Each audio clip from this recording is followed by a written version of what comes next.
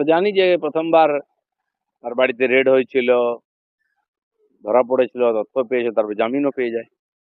অনেক কেস এই জন্য ইডির হাতে যাচ্ছে, প্র্যাকটিক্যালি সিবিআইর হাতে সে ক্ষমতাও নাই বিশেষ। আমাদের আশা যে এই যে দুর্নীতি পশ্চিমবাংলায় আকাশে বাতাসে ছেয়ে গেছে, তার সমাধান হবে এই ধরনের লোকেদেরকে যখন এক্সপোজ করা যাবে, আইনের সামনে নিয়ে আসবে। সে প্রক্রিয়া শুরু হয়েছে। যেন হয়তো আগে যারা বেঁচে গেছে তারা হচ্ছে বেঁচে গেছি, বাঁচাটা সহজ হবে না, আরো কড়াকড়ি হবে, আরো তথ্য সামনে আসবে। আর তখন হয়তো পশ্চিমবাংলার রাজনীতি কলুষ মুক্ত হবে। এর আগে দেখা গেছে জীবন কৃষ্ণ সাহার বাড়িতে যখন সিবিআই হানা দিয়েছিল পুকুরে মোবাইল ফেলে দিত। আবার একই ঘটনা ঘটলো, বাড়ির পাশে ঝোপে মোবাইল ফেলে ফেললো, তারপরে ধরাও পড়লো।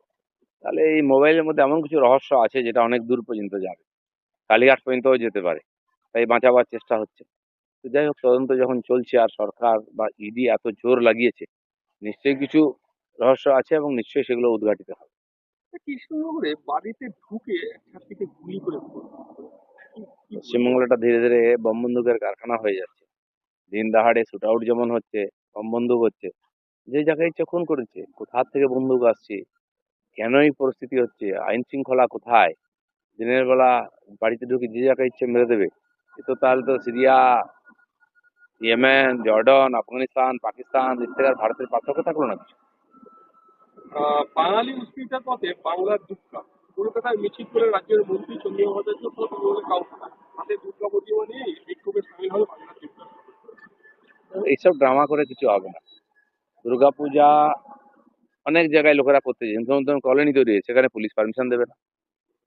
আবার মহরম হয়ে গেল, দুর্গাপূজা বিসর্জন হবে না, তো দুর্গাপূজাকে নিয়ে রাজনীতি। দুর্গাপূজা নিয়ে আপনি চিৎকার চেঁচামেচিকেও দেখাচ্ছেন আমরা দুর্গাপূজার পক্ষে, অথচ দুর্গাপূজা যাতে ঠিকঠাক না হয় তার ব্যবস্থা আপনারা করছেন। চাঁদা জোর করে তোলা হবে, তার কোনো হিসাব থাকে না। কোর্ট পর্যন্ত বলেছে হিসাব না দিলে চাঁদা দেবেন না। কিন্তু কার হিম্মত আছে বলা এটা? পয়সা লুটার একটা ব্যবস্থা হয়ে যাচ্ছে, সেটা বন্ধ করা উচিত সরকারের, নাকি পুজো বন্ধ করা উচিত? হ্যাঁ, গতকালের পর আবার শহরে আজ ইডির হানা। এই ভোট আসছে বলেই কি এই ইডির এত? না, ইডি তো সারা বছর ধরে চলে। যতদিন ধরে দেখছেন আপনারা এনডিএ সরকার এসছে, এই দুর্নীতির বিরুদ্ধে যে লড়াই শুরু হয়েছে, সিবিআই, তারপরে ইডি, চলতেই থাকে। কারণ চুরিও সারা বছর চলে, তো হানাও তো সারা বছর চলবে। যারা কি পুজো দেখে পয়সা কামায় নাকি? তারা এই যে 26,000 টিচার যারা রাস্তায় বসে গেছে, চাকরি চলে গেছে, এদের টাকা কে নিয়েছে? এই সমস্ত লোকেরা নিয়েছে যাদের বাড়িতে ইডি যাচ্ছে। বাংলা খবর, আপনার রাজনীতি, আপনার আওয়াজ।